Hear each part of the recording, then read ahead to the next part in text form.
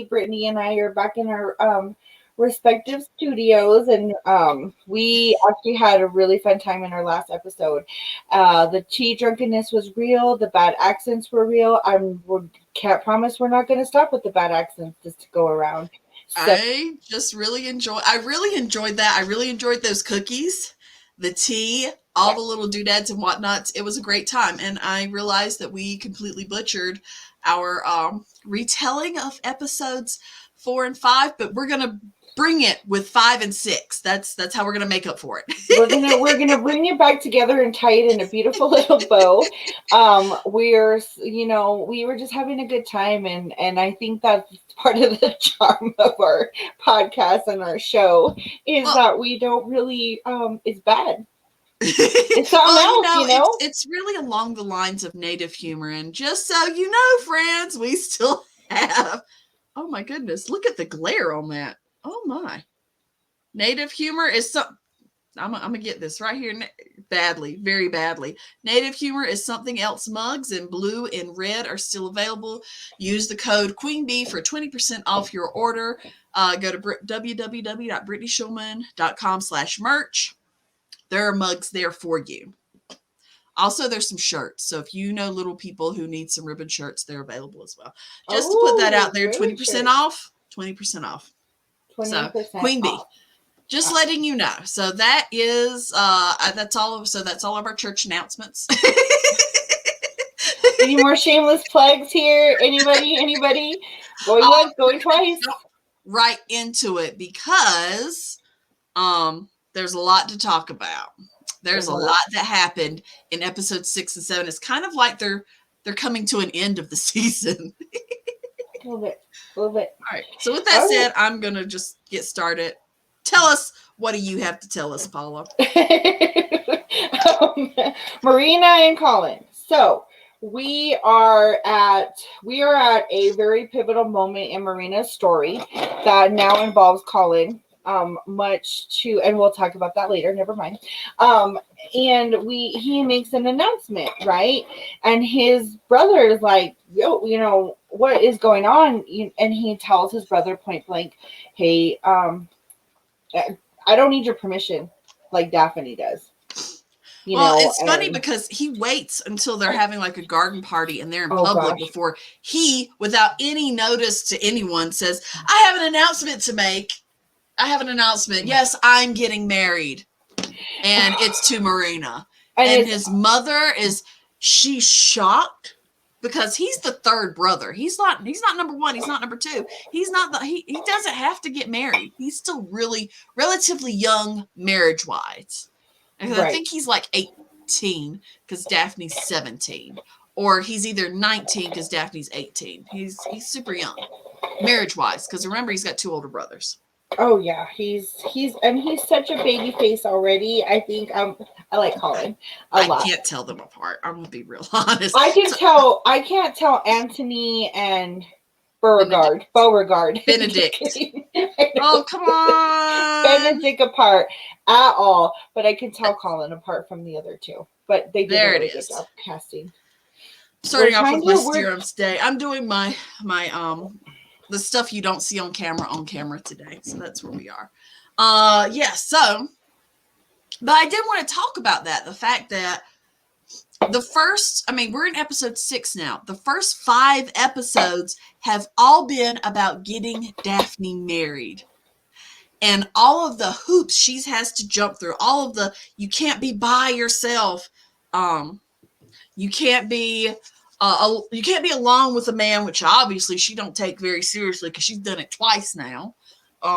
You can't be, you have to do all these different things to attract the right husband. And then on top of that, she has to go to her brother and her brother has to approve the match. He's the one who has to make the decision, who makes the decision. Even if she's going, this is who I want, he still ultimately has the say. Colin, on the other hand, he just rolls up there, makes his own announcement without telling anybody. And dog bite it if he don't. I've been trying this tonic. It's really nice. I like it a lot. Oh, hyaluronic acid Yeah. is supposed to be so good for you. So I'm trying to put my little my doodads and whatnots rub up and all the good things. Anyway, I was like, Well, so if you want to talk about double standard, it's a complete utter double standard. you know Paula, she's all about the audacity of those times. And then Yeah, he point blank tells his brother, you know, I don't need your permission. But then my favorite part is when Anthony's like, this is what happens when you don't sow your wild oats. right. I was like, dude, let's be honest here. It's not just about sowing your wild oats. Come on now. It's like, really? Sowing your wild oats. Like, in other words, you need to get, so obviously it didn't work for Anthony. He's over there lusting after his opera singer where his little oats were sowed, but he won't marry her. But he wants to marry her, but he don't want to marry her, but he don't know what to do. The sorry joker. So I don't think that worked. I don't think that worked, Anthony. Anyway, I'm back. yeah. But yeah, It's the double standard for me. I'm like, right. And the thing is that still carries over into today. I literally had an ex. This is way, way, way back in the day. One of my first little for real boyfriends who point blank said to me that his wife was going to be a virgin when they got married. And I'm like, but you're not. I'll have to be. I was like, so you want a standard on your wife that you're not willing to abide by yourself, you heifer, you? So that's where my deep-seated animosity is coming out, because I'm like, oh. Oh, by the way, that was some Unseen sunscreen that I've put on here. Yes, Unseen Supergoop, Unseen sunscreen. Apparently, they have a glowy one that you can get if you want glow, but I have enough glow, so I don't really need all that. So yeah, that's where my built-up animosity about this particular situation is coming from. I have been trying, just as an aside, because, you know, we don't have enough to talk about. I have been trying this, the Inky List, and I apologize, my light's like making everything worse. The Inky List, which is, and this one's called the Peptide Moisturizer. Hello. I haven't tried it under makeup. So we will see how this works. I've been using it at night. It says for daytime and nighttime, but I got a new nighttime one I want to try. And I love this because look. Oh, that's cool. I love that because then it doesn't get gunky. You know what I mean? Right. Like you're not sticking your fingers in it and getting germs. I just have the Wet n Wild Prime Focus Primer Serum, and I've actually really liked it. And that smells good. So I decided today that I was going to come into the studio, side note, and my life is all over the place right now. So if I'm over here, let's just be honest, I'm always over here fumbling during our videos. So then never mind. You're just used to it now. So we have Colin announce it. It was, no one knew. The mom was like, smile and wave, guys. Smile and wave. We'll figure this out later. And well, she also brings him to the side and says, honey, what are you doing? He's like, Mom, have you not been paying attention? You obviously ain't been paying attention. I've been up her behind all season. I've been all about Marina all season. You ain't paid no mind to me. Right. Which is another double standard. She said, oh, I guess, well, you're right. I haven't paid you no mind. And you're also right. You can do this without us. I'm glad you announced it and I didn't have to read about it in Lady Whistledown. So anyway. All right. So that is the first part of episode 6 where they're really going through that and talking about it and understanding what that means and their engagement. On the flip side, over in wherever they're at, because they're not in London right now, because they got married and they've rolled off, we have Daphne, who's trying to be such a good little duchess. I mean, on top of a lot of episode 6 is them getting it on. A lot of episode 6 is them like bum chicka bum bum bum. So she's like bow chicka wow wow. Then she has to turn around and be this proper just. So my favorite thing, right? And I was right down the alley with her. So the pig thing, right? The pig thing. What's the pig So thing? I didn't know this was a tradition. And what happened, he says, you get to pick the winner, right? Or they're going to fight to the death, right? Or something like that. You get to pick the winning pig.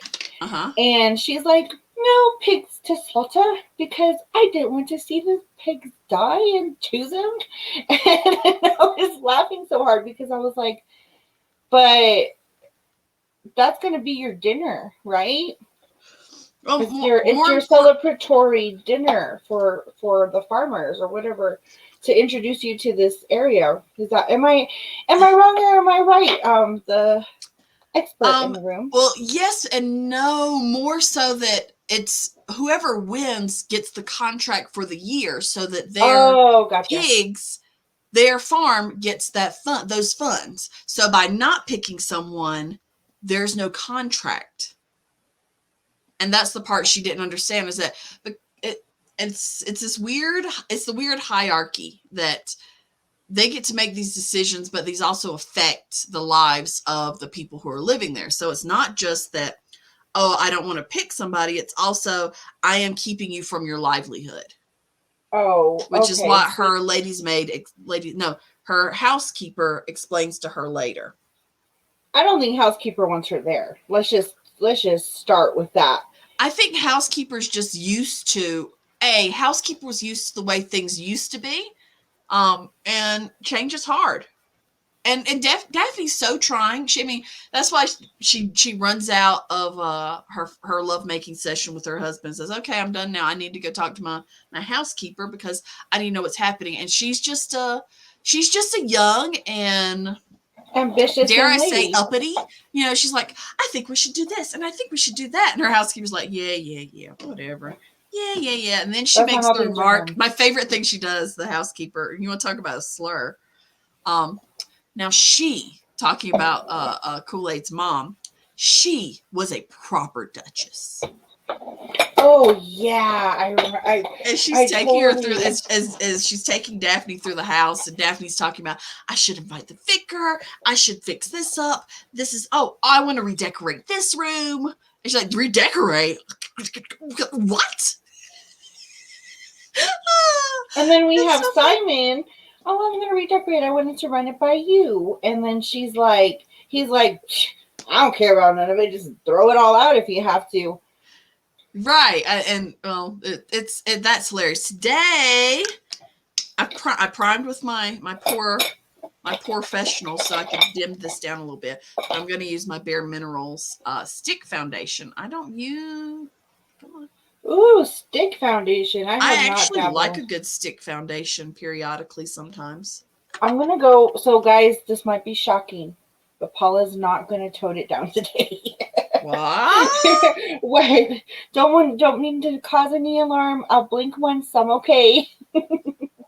But we're gonna have a little bit of a non-toned down situation because I never try to tone anything down, but So to continue with being a good duchess, she's gonna change everything. They go on a tour, and she shows her the nursery. Yeah, and that just hits little Miss Honey in the heart. She's like, "Aw, he can't have children.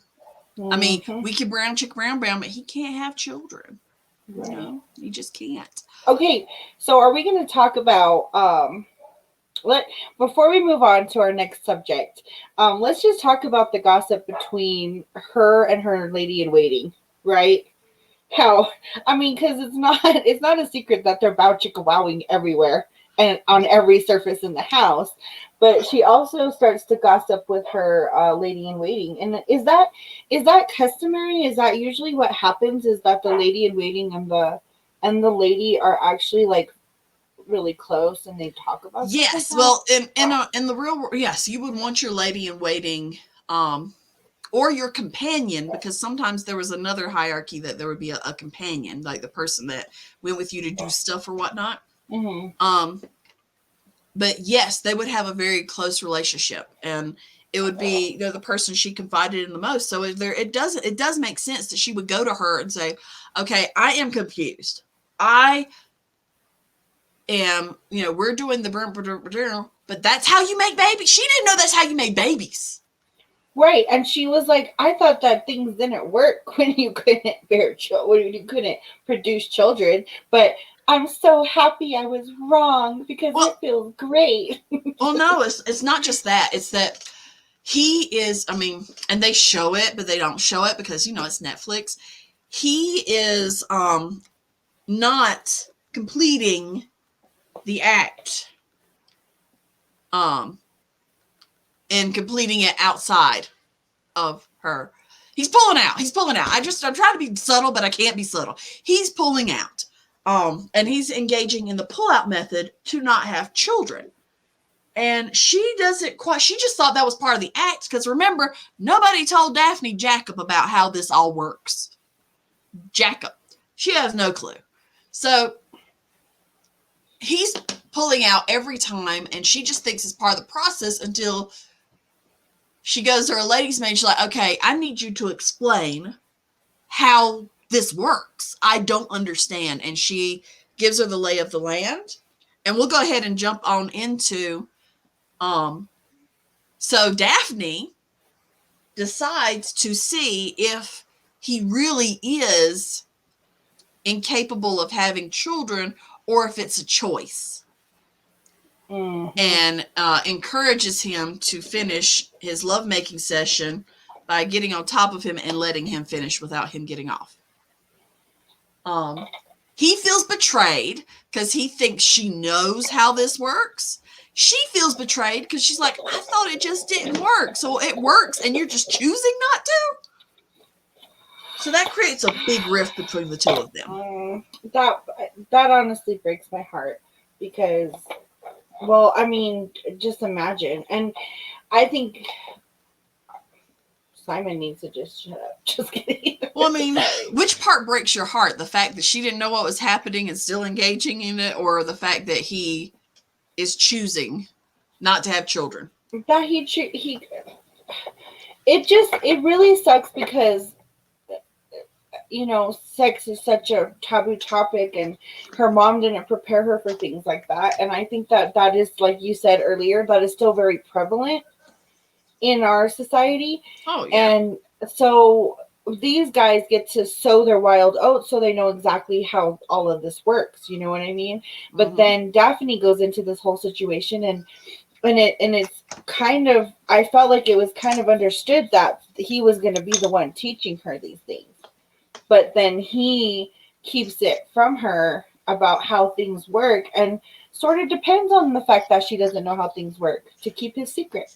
Well, it's not that because he thought she came into it knowing how this worked, because you would have a conversation, your parents would have a conversation, and her mom attempts to and does it badly and doesn't say anything. Right. To have a conversation about how sex works.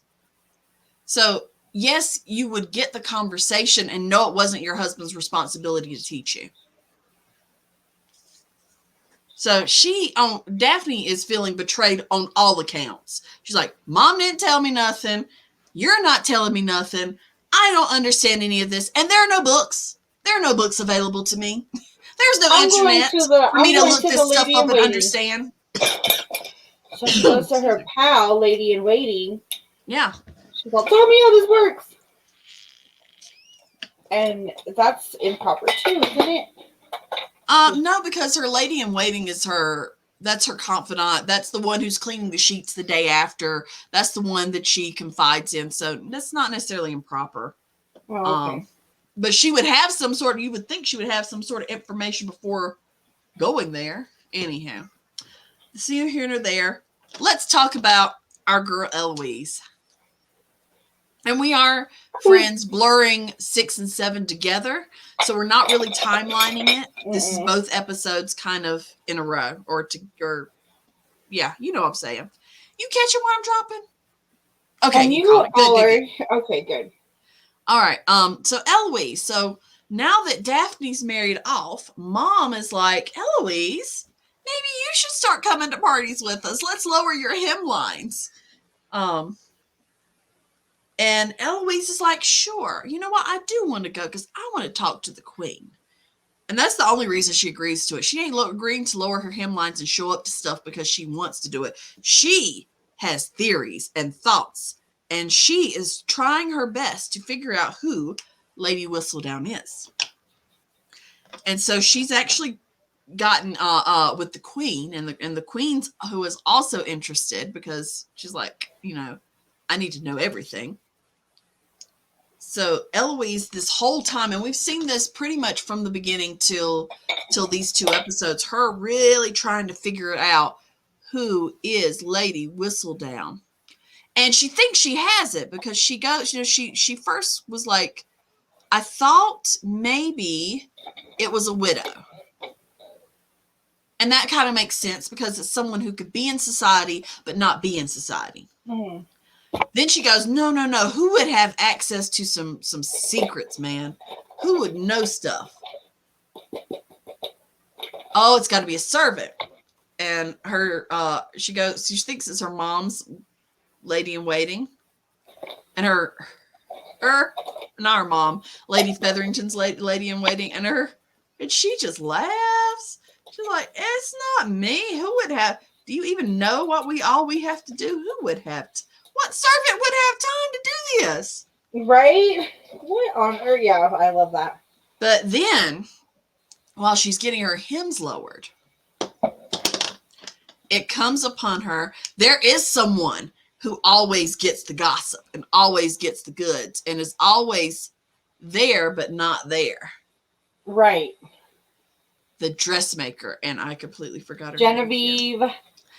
Genevieve of the Genevieve dressmaker. Anyway, so bad accent alert. She has and this is who Eloise has pinned in on, as she could be the one. And it's really important to know because of the information that comes out later that Paula's gonna talk and tell us about, because we get a great interaction exchange between Marina and the dressmaker. Oh, Miss yes. Genevieve. So, we have to talk about how, we had to talk about why this comes about. And so, Genevieve, the dressmaker, because we have to have the French accent when we talk about it.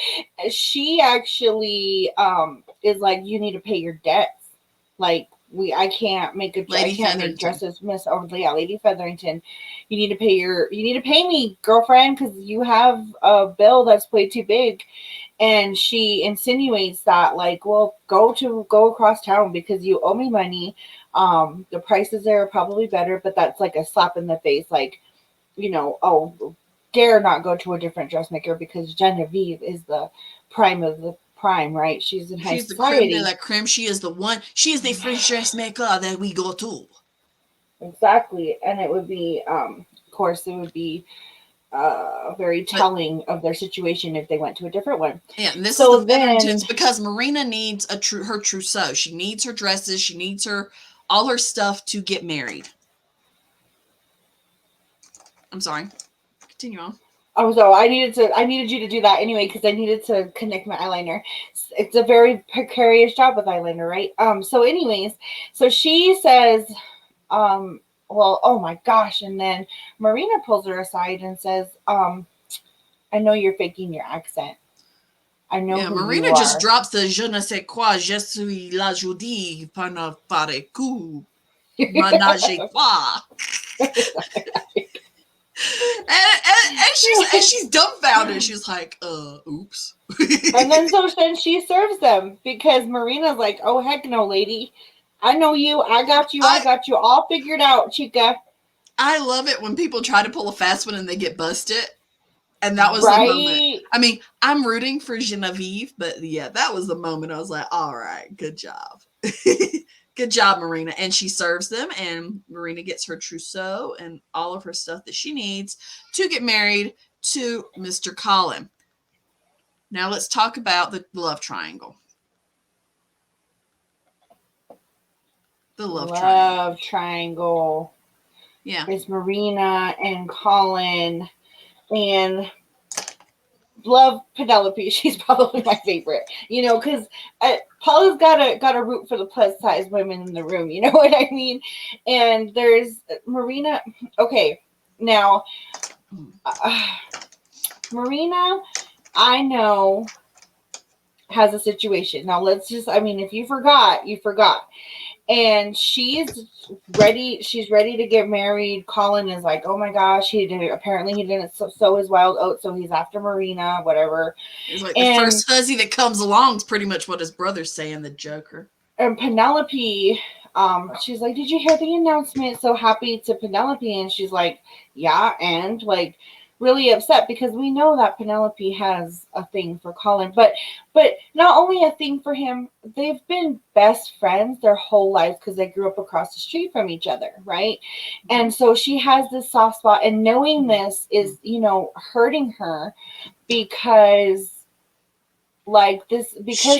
Marina's deceiving Colin. Well, no matter how we put it, she's deceiving him and she's lying to him. And as a good friend, Penelope tries to talk to Marina about it. Like, this is wrong. No. She's a little ugly about it too. She's really catty about some of the remarks she made. And there was one I was going to remember when she walks in and she's like, oh, did you hear the announcement? And then she says something, and then Marina's like, I hate that you hate right now. What's happening? I'm getting married, and then that brunch happens or whatever tea they're having, and then they get into it, right? And Marina says some really ugly things, and I know there's going to be a rebuttal, but I just really disliked Marina at that point. I was so angry at her because she says to Penelope, I know you have feelings for him, but those will never be reciprocated. Yeah. And then I don't know which one slaps the other one, but was there even a slap involved? Because at that point I would have slapped Marina. I don't remember who slapped who, and then if there was even a slap that was involved, but it was just ugly. And here's the thing is, Marina is in a desperate situation. She has a very limited time to get married. She has been informed that the man she wants to marry, the one that's knocked her up, or they've knocked each other up. I don't know how to say it politically correct, but I do know the one that she really wants to marry has been, it basically said, I don't want to be with you. Penelope snoops around, finds out that, look, it's not true. And Marina's like, I've got to go through with this anyway. I haven't heard from him in months. I'm already kind of showing things have got to move. And she does say, I don't know so much as if it was mean or mean-spirited truth. And let me explain. At this moment in time, it is true. Colin doesn't see Penelope as a viable marriage option for whatever reason. Could be that they're just too close of friends. Could be he's not attracted to her. Could be that he is just smitten over Marina. At this point in time, he doesn't see he doesn't see Penelope as a viable marriage option, nor has he looked at her that way. So that's the truth. That has nothing to do with how she looks or how she doesn't look. It's just the way that Colin's perceiving their relationship currently. So, but the way she says it all mean-like, but it's true in that moment. And also, it's Marina saying, this is it for me. This is the best that's going to happen. This is the best I can do. And I can't back down and go away because you're putting me in a bad position. I mean, and it's not like there's any other suitor who's been coming along anyway. So. And he's going to be nice to me. Yeah, And that is a major... And not treat her like a horse. I mean, the other guy's like, let me see your teeth. All right, you got good teeth. Yeah, Who does that? I get that. I mean, it's just... I guess, so one of the things that happens when I watch something or I engage in something is I put a lot of my feelings into it and who I am because I'm an empath.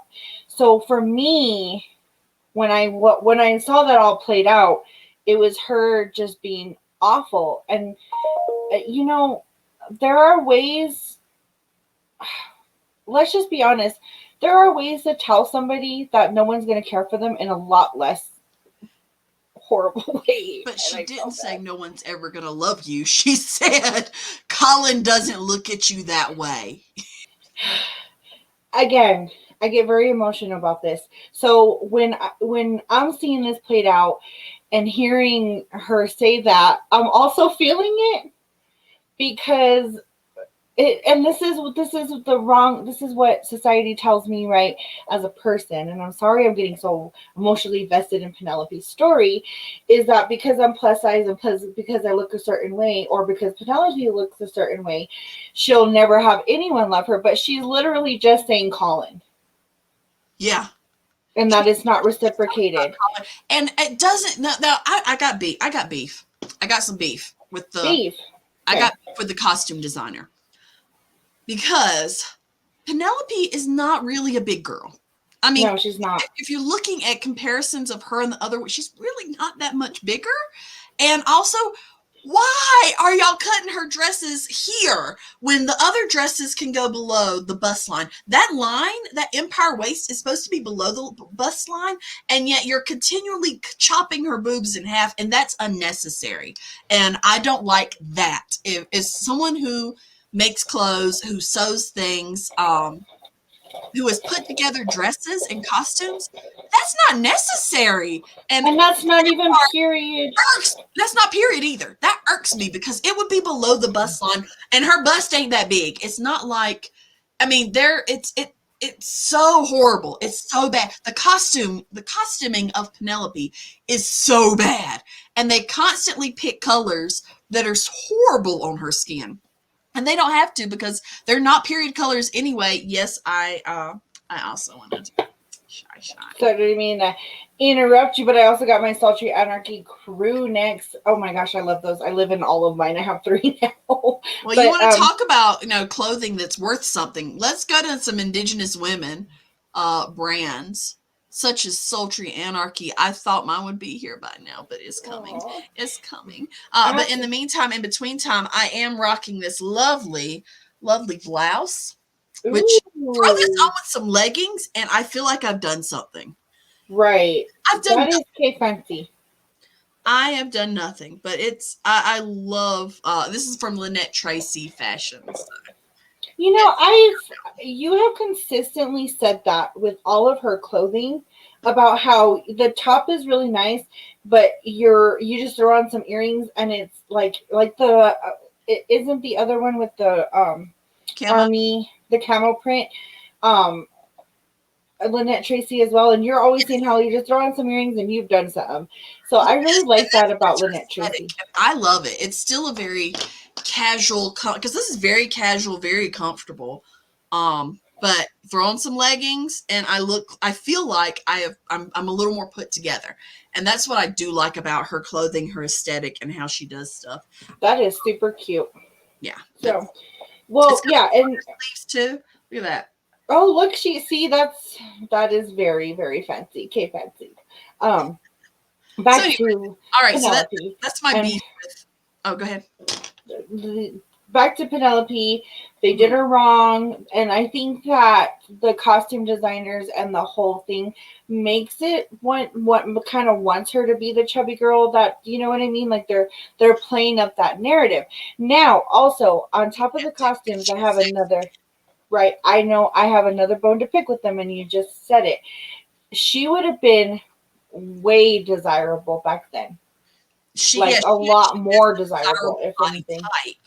Because the plumper you are, two reasons. The richer you are because you can afford food. and then also the the ability to have children. Got some childbearing hips, you know? Yeah. So there is that too. Yeah, that frustrates me about how they have portrayed Penelope, because those little thin bit itty bitties are fine, but they wouldn't have been the desirable size or the desirable person. You know what I mean? No. Yeah, and we still have so much to go. Yes. As far as I'm like almost done with my makeup, but look at this, guys. Paula's subtle is coming out. This is not subtle, but it's coming off very subtle on camera, but it's not subtle at all. But anyway, go ahead. So, all right. And that's why people do theater makeup. Oh, also, the point of that, Marina going to the dressmaker, she is paying attention. The dressmaker is paying attention, notices that her midsection is getting larger. Mm-hmm. That's the important piece for Eloise thinking that this is, because somebody informs Lady Whistledown and she publishes it. This should have been my sign for the later reveal, but we'll get to the later reveal later. Lady Whistledown publishes that Marina's knocked up. Scandal! Which means that at this point, Daphne and salaciousness. Daphne and Duke come back to help kind of smooth things over, because everyone wants the favor of the Duke. Everyone wants the favor of the Duchess. And them coming back will help people not chit-chat about the fact that Colin was engaged to someone who's pregnant, probably from someone else. They just kind of leave it like that. It was like, she showed up pregnant. Later Whistledown just kind of whistled everything out. She's like, she showed up pregnant. She pregnant. She had pregnant. Yeah, because they didn't. Because if she hadn't said that she showed up pregnant, it would have been assumed that it was Colin's anyway, right? Right. And Colin knows it's not his. Colin knows it's not his. You know what's really funny too, I was really giggling about, is when the other two sisters, when Marina was kind of talking about the announcement and Penelope walks in, the two sisters were like, "Oh, they are gonna make such a beautiful child," and then it's gonna be so pretty. And then she's all, he's not the father, and they're like, "Oh, I forgot." But that just goes to show I don't know if that was a level of naivety. Yes. Or what? But it was. I love the comic relief sometimes, and the denseness of it. Well, and I think that Daphne came back to create a stir, and they were talking about them, and then also she needed a break. She needed to go see her family because she's in the throes of it with Simon. Yeah, they're not happy honeymooning anymore, because again, Simon feels betrayed because Daphne let him finish in her, and she may be pregnant. Daphne feels betrayed because she's like, wait, you mean I was willing to be with you despite your, situation, but it ain't even a situation. I don't understand. I don't understand it all, sir. Yeah. So they're coming back, and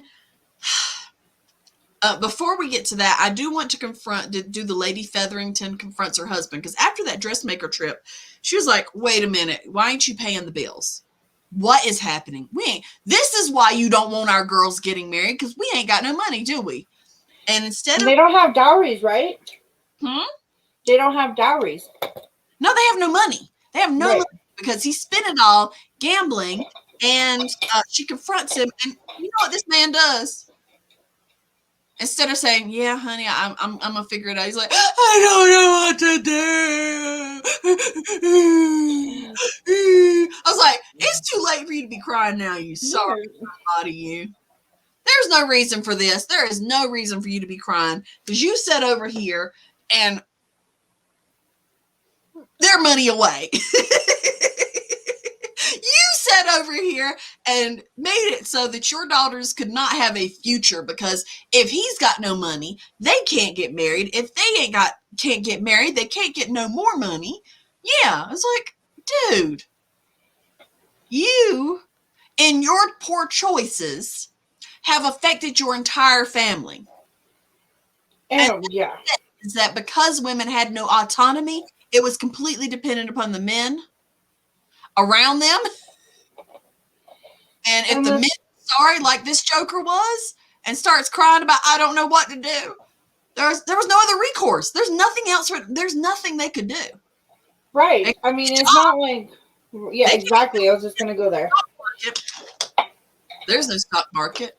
They can't invest in GameStop. I mean, there's nothing for them to do except, oh crap, what are we going to do now? And that's pretty much how Lady Featherington Lee, she's like, you're going to figure it out. You're going to get it together. That's all I need to do right now. Figure it out. Get it together. We will worry about this after we get Marina married.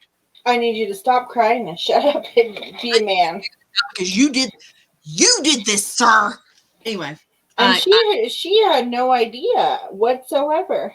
No, because she doesn't get to have. Speaking of Sultry Anarchy, I'm going back in with this. I love these. These are so good. Yeah. So there's no way. Anyway, so that's Lady Feather. In the meantime, in between time, Daphne is living her best life. She gets to go out with the married women, and they're playing cards and they're drinking. And they're talking about, this is the freedom of being a married woman versus early, the first 5 episodes, she's a single woman trying to get married. So now she has a lot of freedom. And she's enjoying it. She's also thinks she might be pregnant. I think she's excited about the thought that she might be pregnant. She's telling herself because she confronts her mama and says, Mom, you told me nothing. Zero. Sorry. I'm sorry, my bad. I should have. I tried to. I didn't know. I'm sorry. Which is all her mom can say. And her, you want to talk about a flex. Now. Daphne pulls on her mama. The Featheringtons are coming up and they're like, we're sorry, we didn't know. Can we still come to your party, Daphne? And her mom's like, no, you can't, you heifer, you. And Daphne says, I think you can. Because now Daphne is above her mother in station, because Daphne is a duchess and her mom's the Dowager Viscountess. Wow. You'd fix it. Because I didn't catch that. Right. I think that's the right term.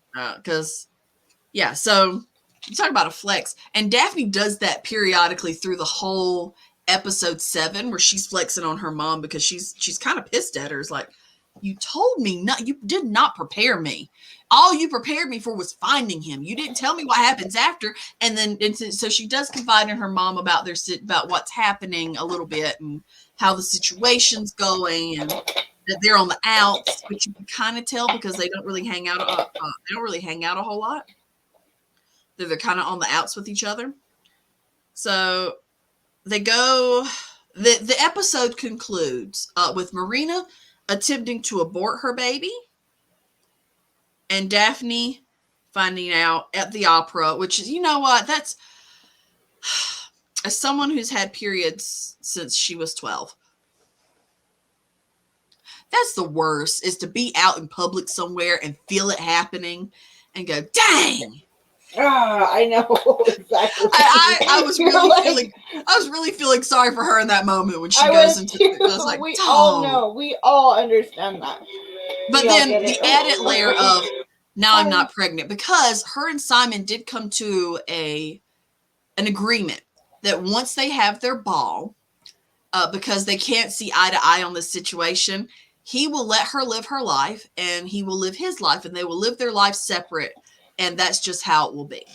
But she can't live her life unescorted. Yes, she can, because she's married now. No, he says that. He's like, you will not be by yourself because of his insecurity of her being with another man. No. Because he says that. He does say that. Like, you will not be unescorted or something like that. Not during the time that he thought she might be pregnant, because she might try to do something to make sure she's pregnant. Yeah. Yeah, that's why he was like, I'm going with you home. Right. But after that, he doesn't have to, that she does not have to have a escort or a chaperone anymore. He's just doing it until they know for sure if she's pregnant or not. Oh. Well, yeah. Still, it was insinuated that she might do something. You know what I mean? Yeah, she might try to make sure she's pregnant. And you're like, I just found out how this worked. Yeah, literally just now. Whatever, dude. Anyways, but there's a reason that I love Colin so much, and I can tell him away from his brothers. Because he does let Marina know that if he had just come to talk to her, he would have been understanding and probably still did the right thing about it. Yeah. But you lied to me. I love it. So well, that's a direct quote from Brittany, because you don't lie to Brittany. You lied to me. Yeah, I can't stand it. I mean, it's one thing if you need to tell me it's none of your business, that's fine. If you need to tell me, I want to talk about with you later, or I can't tell you everything, cool. But you don't have to lie to me. Anyway. Mm-hmm. Yeah, and that's where he's at, because they do meet up. She apologizes to him, and Daphne's their chaperone in this intermediary, just to make sure nothing unproprietary happens. And he basically lays it out like that. But Daphne does another flex. She says, "Who's your baby daddy?" She said, "Oh, it's George." And that this is at this point she knows that George is still alive and just may not have gotten her letters yet. So Daphne's like, I'll write to his person, and we'll figure out, and we'll get him to come back, and maybe he'll do the right thing. And Marina's like, honey, I love your optimism, darling. I love your optimism, but let's be honest, he ain't coming. If he don't want to come, he don't want to come. And his commander's not going to make him do the right thing, because, men stick with men. That's just how it is. So Daphne does reach out to George, who is stationed somewhere in France, because, war.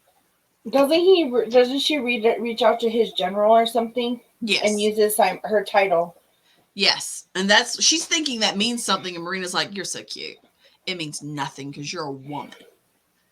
So that's where they are. I think, Marina attempts to abort the baby. She drinks tea. She passes out. That's where she's at. And Daphne's not pregnant. So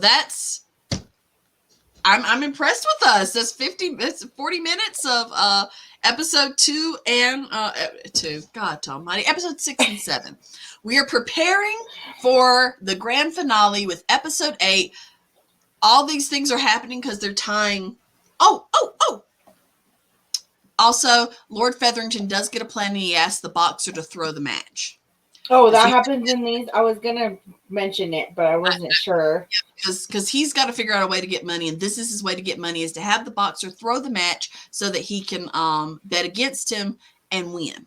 Because right now he's a hot to trot. The boxer is hot to trot, who's really good friends with Simon. They confide in each other back and forth, and that's where we are. And my lash is like crooked. All right. So, episode 6 and 7, yay. We did it. We did it, Joe. We're awesome. You know that? So, all with all this awesomeness and everything that we have to offer you, please. Bad accents, bad explanations. And sometimes very cute makeup. This is so subtle on camera. I really actually love the way this came out. It's going to be, I need a photo shoot. I may go out in the snow and just go, hey. I'm going to pull my hair down. I actually blow dried my hair. I don't do that very often. Oh, yes. And then it all comes together. Well, eventually I take this off and do the rest. But I got my hair done over the weekend, or about a week ago, and then I got my nails done. So it's been, for our little tea party, you know what I mean? But because we're so awesome, I think you should subscribe, like, comment. Let us know. Let us know what you think about these episodes. Let us know what you think about the characters. Who's your favorite character? Who's your worst enemy? Right now, my favorite is Eloise. and Colin. And right now, my least favorite is Marina. I'm really upset with her. We'll get over it. We'll get over it. It's fine. We'll get over it. So, thank you guys again, and we will talk with you soon. Bye.